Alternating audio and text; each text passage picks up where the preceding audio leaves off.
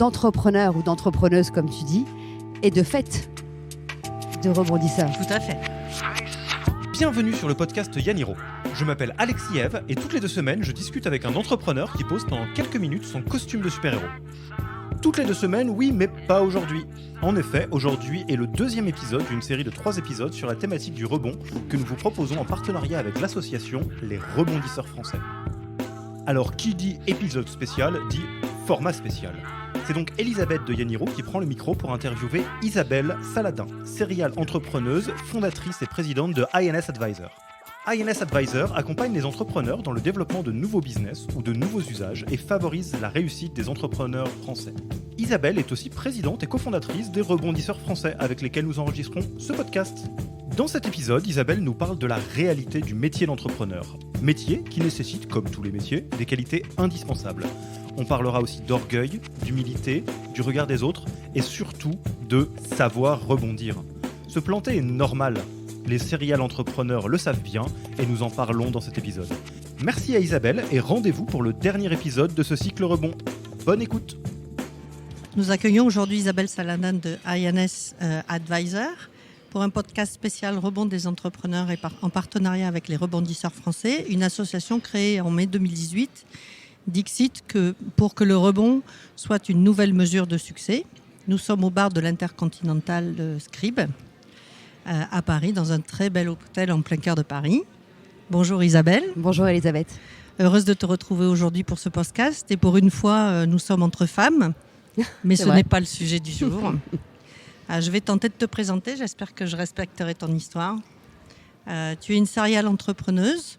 Alors, j'ai l'habitude de dire entrepreneuse et pas entrepreneureux. Très bien. Et pourtant, je sais que tu n'as pas tenu de bar. On te dit battante, enthousiaste, optimiste, parfois trop. Tout ça ? On sent ta passion pour l'entrepreneuriat français et ta volonté de faire changer les choses. Tu es très investie sur le rebond des entrepreneurs. C'est une de tes batailles et tu sais de quoi tu parles. Alors voilà ton histoire. Après quelques postes plutôt en marketing aux US, en début de carrière, tu fondes en début 2000 Artdivi. Artdivi, c'est ça, oui. Une plateforme de vente de produits faits main, vendus entre particuliers. C'est une idée novatrice qui n'existe pas en France et qui fait un carton aux US. Les plateformes en France sont encore peu développées, même les gros mondiaux du secteur ne sont pas encore arrivés. Tout le marché en France est à créer. Tu te donnes à fond. C'est un projet gourmand en investissement. Tu prends tous les risques. Tu te donnes juste une limite. Pas l'hypothèque de ma maison. Pas l'hypothèque de ma maison, c'était la limite, oui. Une levée de fonds se fait attendre et la décision est inéluctable. Tu stoppes ton projet, ton entreprise et tu déposes le bilan. Tu rebondis presque immédiatement sur un poste de salarié pour l'ex-marque. Ils reconnaissent ton parcours et ton expérience comme une valeur ajoutée. Tu y restes 4 ans au fil de projets, d'achats et de fusions, un peu partout dans le monde, et tu es en contact avec un métier que tu ne connais pas, les operating partners. C'est pour toi une évidence, si tu avais été épaulé par un operating partner, lors du développement de ton entreprise, ça aurait pu changer toute l'histoire. C'est une révélation pour toi, épauler les chefs d'entreprise par des serial entrepreneurs, pour le développement de nouveaux business et des changements d'usage, ça change tout. Tu décides de développer ce type d'offre en France, dans un pays comme la France, riche d'experts techniques et de financiers, férus d'innovation. Les operating partners sont la solution pour favoriser la réussite des entreprises françaises. Tu crées en décembre 2015 INS Advisor. Tu es aujourd'hui fondatrice et présidente de INS Advisor. Tu es contributrice chez Forbes France et cofondatrice et présidente des Rebondisseurs Français. J'espère que j'ai été fidèle à ton histoire. Que veux-tu rajouter à tout ça ? C'était pas mal. Je crois que c'est relativement complet quand même le portrait que tu as fait. Merci beaucoup Elisabeth.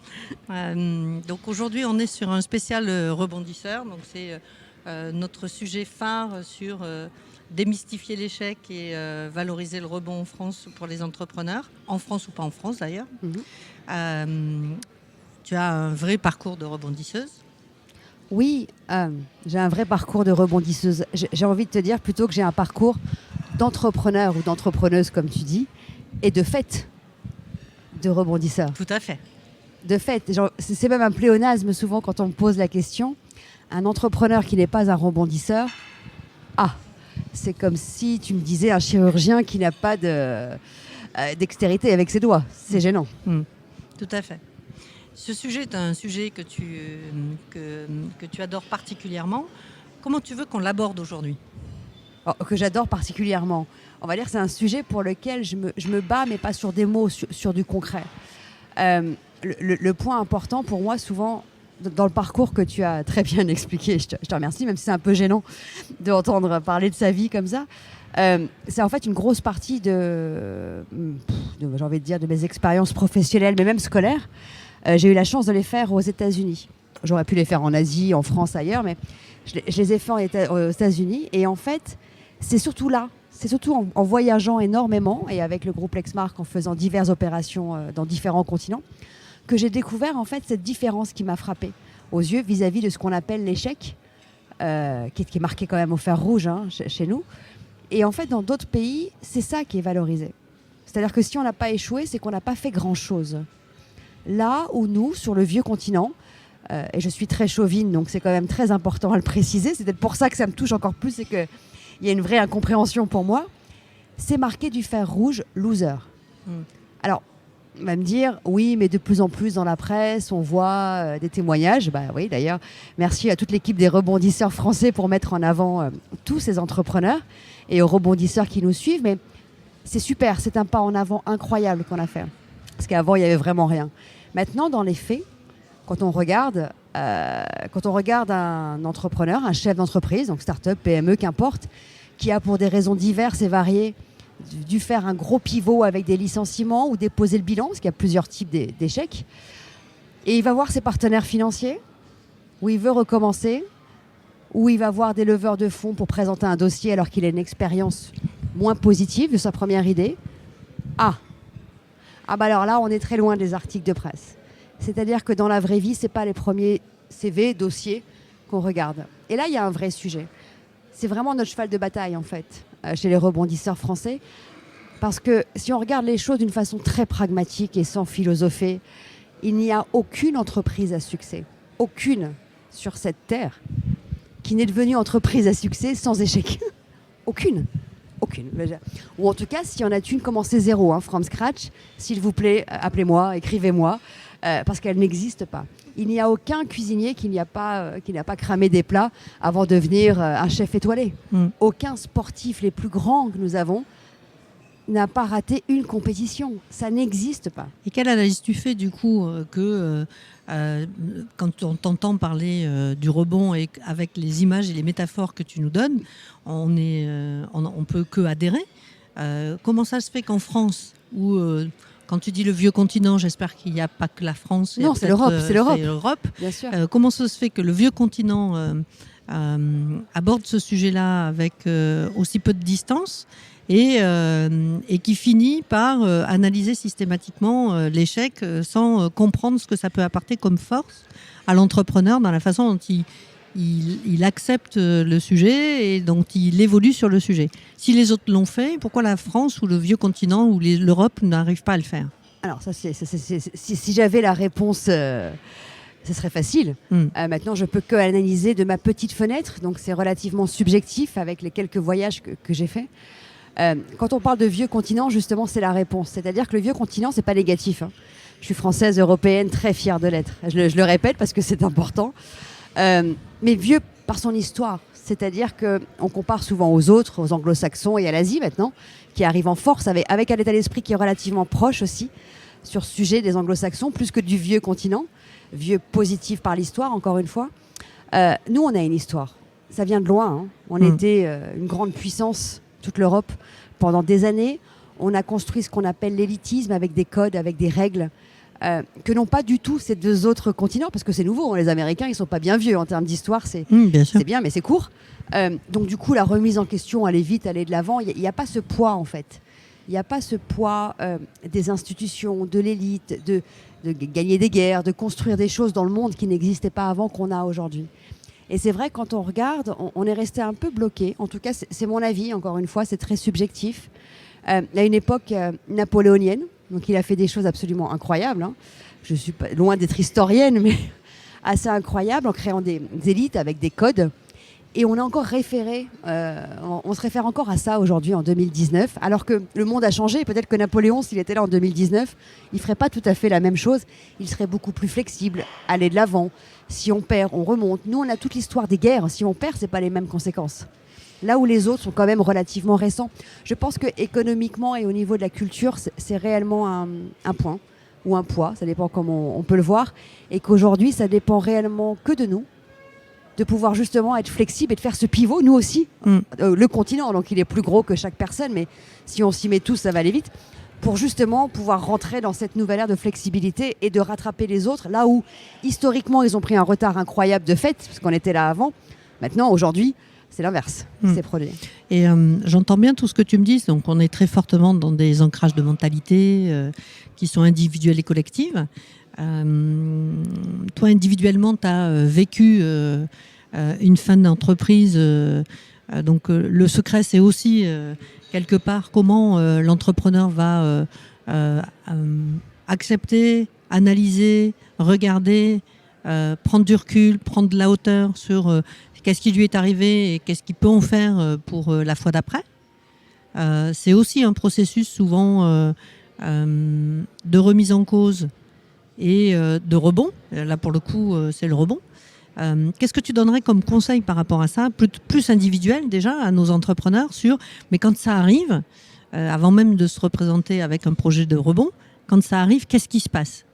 Alors, c'est une question, souvent quand on me la pose, j'ai envie de dire qui je suis pour me permettre de donner le conseil ultime. C'est pas un conseil, mais comment toi tu l'as vécu par rapport à ton projet, en fait, parce que tu as l'expérience de ça. En fait, je rembobine un petit peu le fil. Au métier d'entrepreneur. Entrepreneur, de ma petite fenêtre, c'est un métier.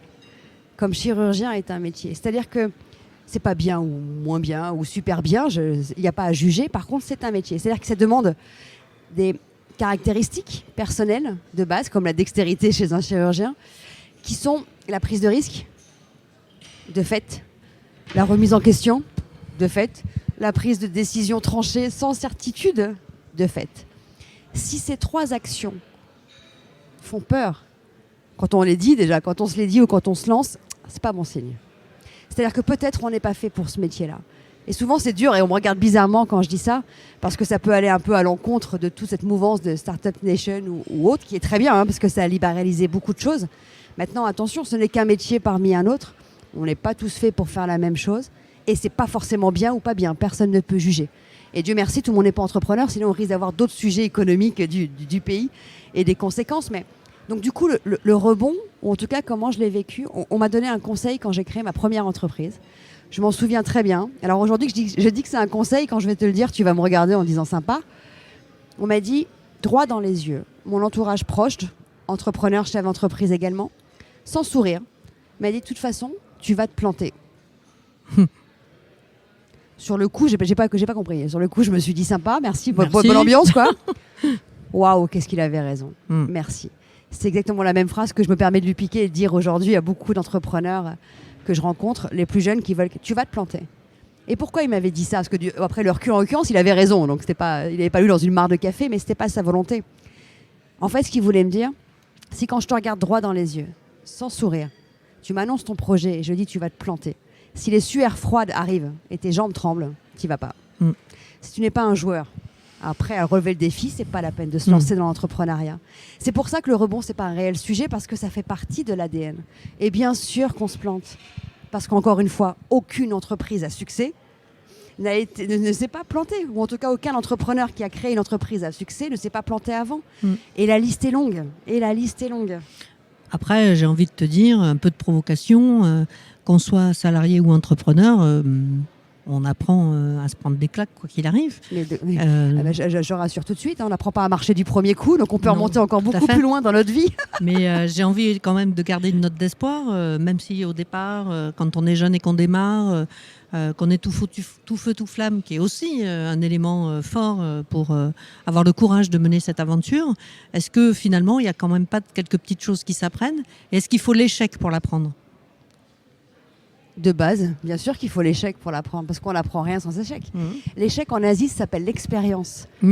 C'est pas. Après, chacun voit comme il veut, mais c'est un synonyme en fait. Donc, il n'y a personne qui échoue pas. Même un business plan qu'on propose ne sera jamais suivi à la lettre. Tout le monde le sait. Tout le monde et sait tout que le monde c'est juste sourit. pour Par contre, le remettre en cause. La capacité de rebond fait un entrepreneur. Le vrai sujet, c'est pas de savoir si c'est planté ou pas, parce que oui, tout le monde. Donc déjà, on va arrêter de stigmatiser l'échec. Le vrai sujet, c'est la capacité de rebond. C'est pas la même chose. Et est-ce que tu serais d'accord avec moi pour dire que finalement, la capacité de rebondir, on le sait que quand on s'est planté? Ah bah de fait.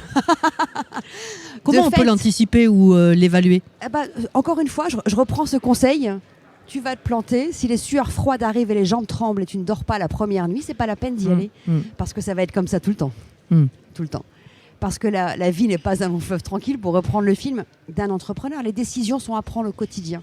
Quelle certitude des décisions? Aucune. À 80%, 90%. Et plus l'entreprise grossit, plus les conséquences sont grosses. Parce que c'est pas vous, c'est l'ensemble des collaborateurs qui vous font confiance. Donc derrière, c'est des familles. Waouh. La responsabilité, le poids sur les épaules, c'est pas rien. On est prêt ou pas à le prendre. Et encore une fois, pour moi, c'est un point important. C'est pas une fin en soi d'être entrepreneur, c'est un métier. Je ne pourrai jamais être chirurgienne. Et Dieu sait que j'admire les chirurgiens qui sauvent des vies tous les jours. Est-ce que pour toi, il y a différents types d'entrepreneurs en France? De fait, il y a mille et une façons d'être entrepreneur aujourd'hui en France. Il y a l'entrepreneur chef d'entreprise classique, c'est-à-dire qui crée un projet de zéro, qui le fait grossir, qui le développe, qui crée des emplois, de la valeur, et puis après, etc., la croissance externe, interne. Il y a aussi l'intrapreneuriat qui commence à être libéralisé. Alors c'est un entrepreneur effectivement qui minimise les risques parce que les risques financiers ne sont pas sur lui. En revanche, qui se met à fond dans un projet. Donc on va dire que c'est un entrepreneur bâtisseur dans une structure existante, dans une maison. Voilà. Il ne construit pas la maison, par contre il bâtit quelques cloisons ou en tout cas des choses très chouettes à l'intérieur que l'architecte n'aurait peut-être pas pensé à la base. Et il y a le serial entrepreneur qui lui a ça dans le sang et jusqu'à la nuit des temps, je crois, et qui lui a plusieurs choix. Soit il crée plusieurs structures de zéro et puis il la transmet à des directeurs généraux ou à d'autres types de personnes, ou soit il devient, comme on a fait de l'autre côté, operating partners, c'est-à-dire il vient copiloter, de par toute son expérience, les entrepreneurs aujourd'hui, encore autour de leur sujet entrepreneurial jusqu'au résultat de chiffre d'affaires. Donc il y a mille et une façons d'être entrepreneur. Je vais quand même revenir sur ton histoire et sur le parcours que tu as eu, notamment ce que tu as vécu au moment où ça s'est un petit peu écroulé. Forcément, c'est pas le jour où ça s'écroule que c'est forcément le plus dur, c'est aussi un petit peu avant. Et puis, les premiers pas après sont pas toujours des pas très faciles, même si tu as eu l'opportunité de rebondir très très vite. Je présume qu'il y a quand même quelques petites choses qui restent dans l'estomac en termes d'analyse sur et si j'avais fait autrement, qu'est-ce que j'aurais pu faire. Qu'est-ce que tu nous dirais sur ton premier échec qui a été du coup la révélation de la capacité à rebondir? Premier échec entrepreneurial, parce que sur d'autres sujets, il y en a eu d'autres forcément. Mais effectivement, ce qui est le plus angoissant, on va dire un petit peu, c'est l'avant. Avant que ça arrive, parce qu'on le voit venir, on se réveille pas le matin. Et en ce qui me concerne, ce qui a été le plus délicat, ça a été de me dire comment je vais annoncer aux équipes qui m'ont fait confiance et qui travaillent avec moi que l'entreprise est en croissance, mais qu'on dépose le bilan. Ah oui, c'est particulier. Croissance de nouveaux utilisateurs, mais pas assez de croissance de chiffres pour pouvoir continuer à payer les salaires de tout le monde, les charges, etc. Et à investir. Ça a été la partie, pour moi, la partie humaine la plus compliquée. Paradoxalement, et peut-être parce que je suis d'une culture, ou en tout cas d'un ADN de joueuse, pour moi, ça ne m'a pas en vrai posé un problème. Je le voyais venir et rapidement dans ma tête, je me suis... Par contre, comme je disais, on a quand même une responsabilité envers d'autres personnes qui sont dans mon cas, c'était des pionniers qui ont vraiment travaillé très dur avec moi sur ce projet un peu fou à l'époque. Là, c'est compliqué. Là, j'avoue que si j'ai eu 1 ou 2 nuits blanches, c'était réellement pour préparer ça. Et avant de leur dire, me dire, mais qu'est-ce que je peux faire pour limiter la mauvaise nouvelle, limiter la conséquence. Ce qui peut paraître fou parce que ça ne limite pas du tout, mais en tout cas un minimum. Et c'est là où j'ai pris la décision de vendre ce qui était vendable, c'est-à-dire la data. très vite à l'étranger. J'ai même pas été plus cher ou négocié parce qu'il y avait une question de timing pour que ces personnes puissent partir avec un petit quelque chose. Alors évidemment, c'est pas la Bérésina, mais parce que je pouvais pas ne pas faire ça en fait. Voilà, c'était vraiment pour moi le plus dur. Ça a été les autres qui doivent assumer les conséquences de ce que j'ai fait et non pas moi directement. D'accord. Et quand tu t'es retrouvée le lendemain, tout est bouclé. Oh, tout est bouclé, c'est un peu. Alors, c'est paradoxalement très. J'ai appris, comme moi je venais d'outre-Atlantique, j'ai appris l'administration française. C'est à la fois long, c'est-à-dire pour que le dossier soit instruit, blablabla, et que le dépôt de bilan soit officiellement annoncé. Et en même temps, la lettre des huissiers du RSI et le fichage 040 que j'ai eu à l'époque de la Banque de France ont été d'une rapidité incroyable. Et là, j'avoue que ça a été très drôle. Encore une fois, ça va être drôle avec humour ou drôle drôle avec humour, j'ai beaucoup ri. Les huissiers du RSI chez moi, bon, je ne m'attendais pas à ce qu'ils soient aussi rapides, mais bon, d'accord. Mais alors, être fiché, je ne le savais pas du tout. Alors, c'est un fichage qui a été aboli en 2013. C'est récent, c'est très récent. Et je crois que le 0,50 doit être aboli dans la loi Pacte de cette année, en 2019. Il nous restera le 0,60. On n'est pas encore à la fin, mais ça m'a paru, quand j'ai reçu ce document, je ne savais pas que ça existait. Et un document de la Banque de France qui arrive au bout d'une semaine et qui dit « Vous êtes fiché 0,40, vous ne pouvez plus entreprendre pendant, etc. » Parce qu'un chef d'entreprise en France, il est fiché. Ça m'a paru, mais alors, complètement disproportionné. Et j'ai ri parce que dans ma tête, je me suis dit « Mais j'ai tué personne. Qu'est-ce que c'est que ce fichage ? C'est horrible. » Donc du coup, de toute façon, ce que j'ai découvert et que je ne savais pas, très honnêtement, parce que je ne m'étais pas penchée sur le sujet, parce que je n'étais pas sur mon continent quelques années auparavant, je ne savais pas qu'on ne pouvait pas réentreprendre après un dépôt de bilan. Je l'ai découvert en recevant ce courrier. Mais j'avoue que le coup du fichage m'a fait beaucoup rire. Et on ne se rend pas toujours compte, en fait, quand on est entrepreneur, que finalement, en dehors du fait qu'il faut savoir prendre des risques, qu'on n'a pas forcément accès à un certain nombre de choses qui protègent les salariés, mais ce qu'on ne se rend pas compte non plus, c'est qu'au final, certaines fois, il y a aussi des déports de cotisations ou autres qui sont très intrusifs après. C'est-à-dire qu'il n'y a pas de frontières. Et tu le dis, c'est tant qu'on l'a pas vécu, on peut très bien passer à travers, quoique si un expert comptable ou autre a été assez vigilant pour le prévoir et faire en sorte que ça se passe comme ça, mais finalement on se retrouve dans une position où ce n'est pas que le nom de l'entreprise avec son président qui est sollicité, mais la personne en tant que telle, en termes de responsabilité. Totalement, il y a une responsabilité nominative et personnelle, et doublement dans mon cas, parce que j'étais caution personnelle en fait pour l'entreprise, donc ce qui a fait que le rebond a dû être relativement rapide.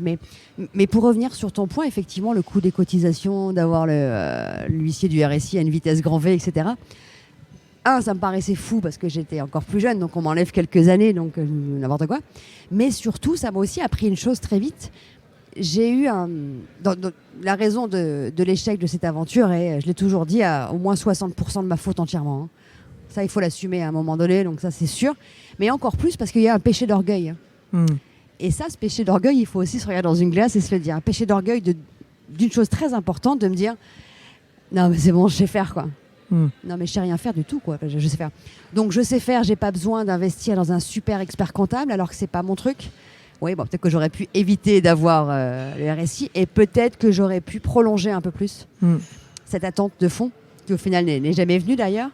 Et puis, un péché d'orgueil de refuser tout accompagnement réel, en fait, c'est-à-dire de personnes d'expérience. C'est du pur péché d'orgueil. Et j'y étais la première. C'est intéressant ce que tu nous dis, parce que tu as tellement cru en toi, tu avais tellement confiance en toi et tu avais tellement confiance en ce que tu étais, que tu te disais, de toute façon, moi, quoi qu'il arrive, je vais y arriver. Ouais, mais après quelques expériences et regarder d'autres, on se dit, faut qu'on se calme quand même. C'est-à-dire que personne n'est la réincarnation de Dieu sur Terre. Personne ne sait tout faire. Et justement, les plus grands entrepreneurs, les plus grands chefs d'entreprise, quelles que soient les références de chacun, si on regarde bien, leur secret, c'est qu'ils se sont entourés des meilleurs. Ça, on le sait. Ah bon, on le sait, mais on le fait pas. C'est un choix après. Peut-être qu'on le sait, mais on le. Et c'est le péché d'orgueil de ne pas le faire ? C'est un pur péché d'orgueil de ne pas le faire. Et l'orgueil et l'ego sont les deux plus grands freins et dangers d'un entrepreneur. Et d'ailleurs, même quand on parle d'échecs ou de rebonds, ou quand je croise des chefs d'entreprise qui ont perdu beaucoup, hommes-femmes, qui sont dans une situation parfois un peu compliquée, c'est beaucoup à cause de l'ego et de l'orgueil. Parce qu'en fait, ce qui les dérange, c'est le regard des autres. Oui, justement, tu disais tout à l'heure, j'ai pas rebondi sur le regard de mes salariés. J'avais du mal à me dire que j'allais les laisser tomber après le projet. À aucun moment, tu as parlé du regard extérieur à l'entreprise. Oui, non, parce que j'ai jamais été trop touchée par ça. Je m'en fiche un peu, en fait. Encore aujourd'hui, tu m'as en face de toi, tu vois bien, c'est pas quelque chose qui me...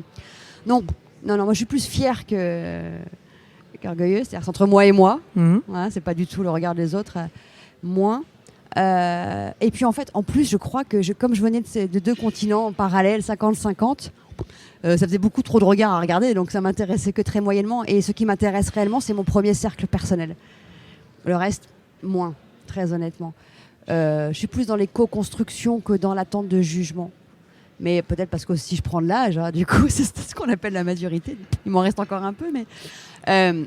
par contre, c'est cette fierté, peut-être, j'ai dit péché d'orgueil, mais péché de fierté aussi, de dire moi, je peux faire toute seule, entre moi, et très égocentré d'ailleurs, cette vision, mais alors que c'est faux, c'est à plusieurs. Et surtout, on n'a pas des compétences de tout partout. C'est impossible, c'est impossible. Donc s'entourer des meilleurs, c'est d'une évidence absolue. J'ai quand même envie d'aller te gratter un peu sur le péché d'orgueil. Et sur, là tu le dis avec beaucoup de sincérité, mais comment tu l'as enlevé ton masque de péché d'orgueil ? Comment tu l'as travaillé ? Ça, c'est une bonne question. Alors, je ne sais pas si je l'ai travaillé, je dois encore un peu l'avoir, hein, qu'on soit juste bien honnête. Je ne suis pas sûre d'être 100% guérie. Comment je l'ai enlevé ? Déjà, je pense que cette petite claque, ça ramène un petit peu à la réalité quand même, parce que même si j'avoue l'avoir pris avec humour et être une joueuse, il a fallu se bouger un peu les fesses pour rebondir. Rebondir, oui, mais j'ai pas attendu. C'est-à-dire que ça a été cette recherche de rebond, d'emploi en l'occurrence, c'était un CDI, sans blague, m'a pris à peu près 10 heures par jour. Je sortais pas de chez moi. C'est-à-dire qu'il faut pas jouer à caution personnelle. On va retourner aux choses très pragmatiques de la vie. Maintenant, je ne suis pas sûre de l'avoir enlevé à 100%. C'est pour ça quand souvent, je te dis tout à l'heure qui je suis pour me permettre de donner un conseil. Je ne suis pas sûre que je sois blanche comme neige. Donc, je dois sûrement... On l'est jamais tous. On l'est jamais. Je dois sûrement un peu encore l'avoir. Mais en tout cas, je le sais. Donc, peut-être que maintenant, je réfléchis. Maintenant, tu réfléchis. Donc, tu en as conscience. Maintenant, tu regardes. C'est ça. Je ne dis pas que je suis 100% sans orgueil. Je dis que j'ai plus de facilité, je le vois chez INS Advisor. Il y a plein de sujets, c'est pas moi. C'est-à-dire, je me suis entourée des meilleurs. Donc, de fait, ils sont meilleurs que moi. Donc, c'est pour ça qu'ils sont là. Sinon, il n'y a pas beaucoup d'intérêt. Donc, mais bon, je pense que j'ai encore des efforts à faire, bien sûr. Et tu y travailles, forcément. J'essaye. Il va falloir demander aux autres qui m'entourent quand même. Sur l'excès d'orgueil, qui est quand même un sujet intéressant, parce qu'avec l'ego... je pense que nos chefs d'entreprise et nos start-upers le côtoient assez, nos entrepreneurs aussi d'ailleurs, parfois.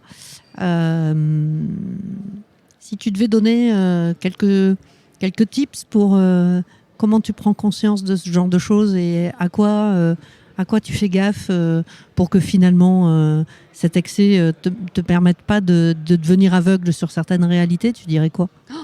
Oh là là, c'est pas simple comme question là, ce que tu me poses. La première, c'est sûrement tout seul de se regarder dans le miroir. Alors on le dit beaucoup, il n'y a pas grand monde qui le fait. Je parle pas pour se maquiller, pour les femmes ou autres, ou se coiffer, mais vraiment se regarder dans le miroir. Par rapport à ses valeurs, par rapport à là où on vient. Chacun a une histoire différente, mais je pense que les racines et les valeurs, c'est ce qui guide notre vie.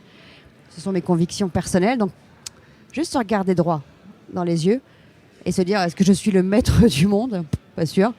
Et souvent aussi regarder autour de soi des exemples qu'on peut avoir, vie personnelle ou même vie publique, je n'en sais rien. On peut tous avoir des exemples dans nos vies, qu'on les connaisse ou pas, et se rendre compte, en tout cas, on m'a fait me rendre compte que les personnes que j'admirais le plus, qui ne sont pas forcément dans le business et autres, c'est les personnes les plus humbles qui existent et pas forcément celles qui sont devant la télé toute la journée.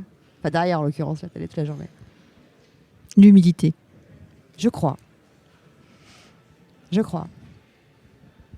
Intéressant. L'ego face à l'humilité. Je crois, mais je vais pas je vais pas être très philosophe. Encore une fois, c'est pas forcément ce que je suis. Je pense que c'est ce qu'on devrait tous tendre à être. Juste regarder la réalité.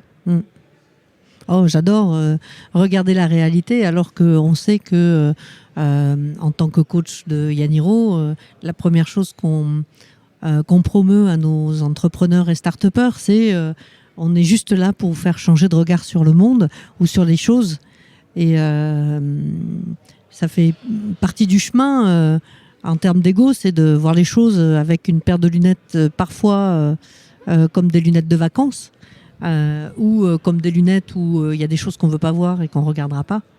Et j'aime bien le principe aussi de se dire, quand je suis entourée des meilleurs, c'est ce que tu disais, mais dans les meilleurs, finalement, avec ce que tu as dit, et pourtant tu ne l'as pas exprimé directement, j'entends un peu exprimer aussi des gens qui ne voient pas les choses forcément comme moi. Ah bah c'est mieux. Pour ouvrir le regard. Tu as raison de le préciser, c'est ça que c'était évident dans ce que je disais. C'est mieux parce que alors sinon, c'est vrai que c'est toujours plus facile de débattre avec des gens qui sont d'accord avec soi, mais je suis pas sûre que ça va aller très loin. Mais c'est parfois dangereux d'ailleurs. Mais c'est vachement plus agréable pour soi. C'est sûr qu'on est persuadé d'avoir tous raison comme ça. Maintenant, en termes d'apprentissage, d'expérience, et même pour tout, que ce soit la vie personnelle ou la vie professionnelle, je prends l'exemple d'une entreprise qui veut aller à l'international et autres, les cultures sont différentes. Donc si elle n'est déjà pas habituée dans son entourage personnel à s'ouvrir à des avis contraires, inverses, ou même ni inverse ni contraire, mais une façon de penser totalement différente, ça va être plus compliqué. Est-ce que tu remarques quand même que les entrepreneurs aujourd'hui que tu côtoies ont appréhendé ces sujets-là pour justement avoir assez d'ouverture et un peu moins d'ego par rapport... Alors, l'ego, c'est mondial. L'ego, c'est pas français. L'ego, c'est mondial. Oui, je suis bien d'accord. Donc, est-ce que les entrepreneurs du monde se sont rendus compte de ça ? Je les connais pas tous. Non, mais dans les personnes que tu côtoies, ou par exemple, si on dit entre un rebondisseur et pas un rebondisseur, est-ce que tu penses que pour autant il y a quelque chose de cet ordre-là qui peut être différent ? De toute façon, le rebond, le fait d'assumer, de dire bah oui, évidemment, entrepreneur, rebondisseur, c'est la même chose. Ou en tout cas, l'un ne peut pas aller sans l'autre. Le fait de dire bah non, je me sens pas concerné. Là, ça veut dire qu'on s'arrête tout de suite. Il y a un problème d'ego ou d'aveuglement. Alors, l'ego peut soigner l'aveuglement. Attention, ça veut dire que le mur, il va arriver, mais il va être un peu plus violent quand même. Et dans l'aveuglement, peut-être la peur de l'échec, là, ça résonne sur plein d'autres choses. Et finalement, cette peur peut faire accélérer le sujet, surtout. Peut faire accélérer l'échec. Et oui. L'échec fait partie intégrante. Et quand tu rencontres du coup de jeunes entrepreneurs qui sont encore tout feu tout flamme et qui sont comme toi quand tu as démarré, tu vas te planter, tu n'en crois pas un mot. Il y a une tout feu tout flamme, c'est pas parce qu'on est jeune qu'on est tout feu tout flamme, on est tout feu tout flamme tout le temps quand on est entrepreneur. Tout à fait. Sinon on peut pas continuer, ça fait partie d'un des points importants. Oui, mais tu es bien aussi. d'accord avec moi que ta première expérience entrepreneuriale, tu te dis que finalement tu vas être meilleur que les autres et que tu vas mieux réussir que les autres. Évidemment, je vais réussir tout court, c'est péché d'orgueil. Oui, bien sûr, il y a toujours ce péché d'orgueil. Il y a toujours ce péché d'orgueil parce qu'il y a toujours cette origine de l'élitisme et de ce genre de système chez nous qui fait que de toute façon, je crois qu'on est condensé depuis tout petit et on est dans ce carcan depuis tout jeune. C'est peut-être là où il faudrait essayer de faire changer un peu et de s'ouvrir. Et surtout peut-être de revoir ce que veut dire le mot élitisme qui pour moi est complètement étranger à mon vocabulaire. Mais je pense aussi qu'il y a, grâce à la petite médiatisation de certains portraits de rebondisseurs, il commence à y avoir une certaine décontraction pour les tout jeunes entrepreneurs qui même sont aux prémices en disant je tente, qui ne tentent rien à rien. Là, on commence à avoir une vague positive. Maintenant, dès qu'arrive le premier chiffre de 500 000, 1 million d'euros de chiffre d'affaires, c'est là où l'orgueil revient. Et il rattrape au galop. Finalement, c'est presque plus facile de se planter parce que ça n'a pas démarré que de se planter une fois que ça a démarré. Vis-à-vis de notre ego et orgueil, oui, totalement. Ça veut dire que l'ego et l'orgueil, même si au départ on essaye de ne pas le garder ou de ne pas l'avoir, finalement, il peut arriver. Oui, mais c'est aussi le poids d'une société. On prend la grosse tête, en fait. Non, pas forcément. Non, c'est pas parce qu'on fait 500 000 euros ou 1 million qu'on prend la grosse tête, c'est pas non plus la fin du monde. On fait pas grand-chose avec un chiffre d'affaires de 500 000 et 1 million. Attention, on n'est pas en train de parler d'un salaire. On est en train de parler d'un chiffre d'affaires d'une entreprise, donc on va pas loin. Non, c'est pas une question de grosse tête. C'est pas du tout ça que je voulais dire. Ce que je voulais dire, c'est le poids du regard des autres. C'est-à-dire que tout de suite, on rentre dans une autre dimension. Ah, mais lui, c'est bien, bravo, il a fait ci, il a fait ça. Où on devient un peu ce qu'on appelait avant, dans un temps que je n'ai pas connu, mais notable de province. Vous voyez, avec une position. Là, le regard des autres devient beaucoup plus compliqué, de sa famille, du monde économique autour de soi. Attention. Et quels conseils on peut donner à ces entrepreneurs qui commencent peut-être à démarrer dans leur boîte pour que justement l'humilité, comme on en parlait tout à l'heure, puisse être toujours le maître mot de l'aventure? Je crois que c'est peut-être deux choses. La première, c'est ne jamais oublier d'où on vient, avant même d'avoir créé une entreprise. La deuxième, c'est de ne jamais oublier pourquoi on l'a fait. Et ce qui nous a motivés le matin en nous réveillant de pourquoi on va lancer ce projet complètement fou. Ces deux moments, c'est-à-dire le moment avant qu'on le fasse, de pourquoi on a fait ça, le moment de signer, de recevoir les statuts, et d'où on vient bien avant, c'est-à-dire petit. Ne jamais les oublier du coin de sa tête, et dès qu'on pense qu'on va s'envoler, parce que tout le monde peut un peu s'envoler, encore une fois, on n'est que des êtres humains, juste de se remémorer vraiment profondément ces deux moments, en règle générale, ça ramène à ce qu'on est réellement, et chacun est différent, et à ce qu'on est réellement, et si vraiment on a peur de ça et on est conscient, si on est conscient déjà qu'on a un peu l'ego qui prend du côté, déjà c'est un bon point. Si on en est conscient, c'est que déjà c'est une très bonne chose. Et puis si vraiment on a un vrai souci, en tout cas on est partagé entre l'ego, le regard des autres, et puis ce qu'on est vraiment, je ne sais pas si c'est un conseil, mais juste aller faire un tour dans la rue et regarder ce qu'il y a autour des trottoirs ou autour de nous, peut-être qu'on a... Voilà, ça ramène parfois des réalités assez concrètes. J'aime bien l'idée du sens et de pourquoi on a créé ça, qu'est-ce qu'on avait comme ambition, qu'est-ce qu'on voulait faire, quelle mission on s'est donnée, et de surtout le raccrocher à ses valeurs et de savoir d'où on vient, de ne pas perdre ses racines. C'est un sujet que je trouve intéressant. J'ai bien envie quand même de te taquiner aussi sur les nouvelles générations. On dit que les nouvelles générations sont plus portées par le sens, justement, et ont une vision du monde très différente de ce que, un peu moins conservatrice que ce que l'on pouvait l'être, donc peut-être un peu moins vieux continent. Pour toi, c'est une réalité aujourd'hui? Pas une réalité? C'est du marketing de génération Y et Z? Non, il y a effectivement beaucoup de choses qui ont changé, qui ont évolué. Et je pense que c'est dû au fait que cette génération, même si j'ai l'impression que je suis un dinosaure quand je parle comme ça, ce qui n'est pas encore le cas, mais a été très tôt ouverte à différentes cultures et pays, de par l'école, etc. Donc de fait, on a eu plus d'ouverture d'esprit. Parce qu'on voyageait, on fait des stages de fin d'études, plusieurs choses qui les ont amenés à découvrir autre chose qu'eux-mêmes. Donc du coup, c'est effectivement plus simple pour cette génération et normal de vouloir donner un sens à ce qu'on fait, d'avoir un équilibre entre vie privée et vie perso.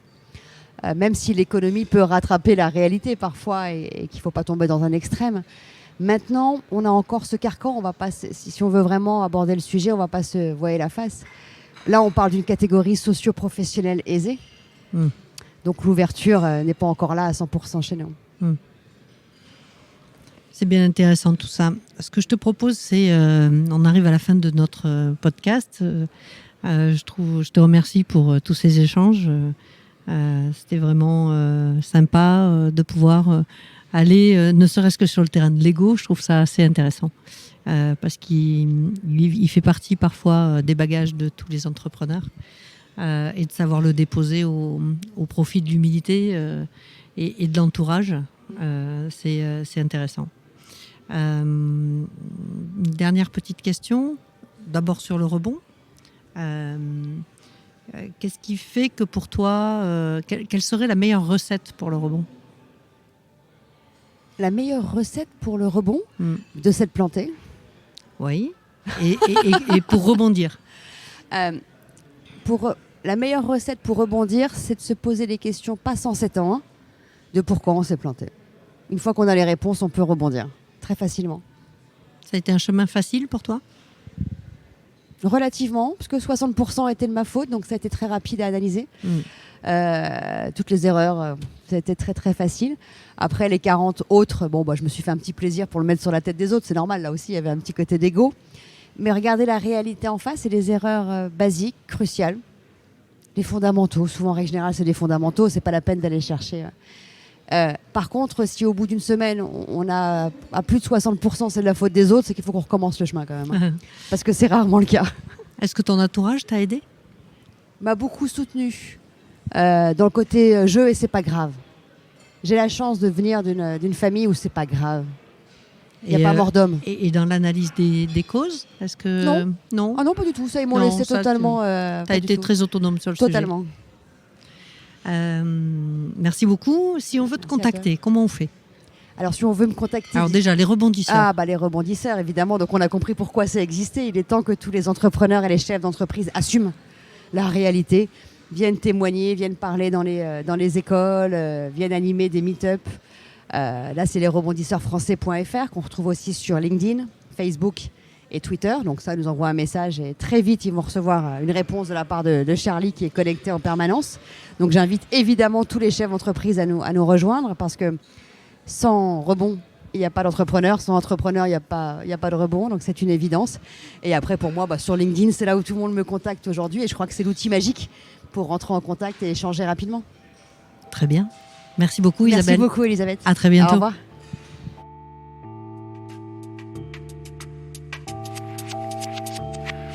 Merci d'avoir écouté cet épisode.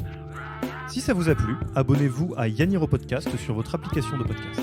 Également, si vous écoutez sur iTunes ou Apple Podcast, laissez un avis 5 étoiles. En plus de nous faire vraiment plaisir, les avis 5 étoiles sont la meilleure manière de faire grandir le podcast. Enfin, si vous ne voulez rater aucun épisode, vous pouvez vous abonner à la newsletter Yaniro en allant sur le site www.yaniro.co. Merci beaucoup et à dans 2 semaines, lundi, pour le prochain épisode.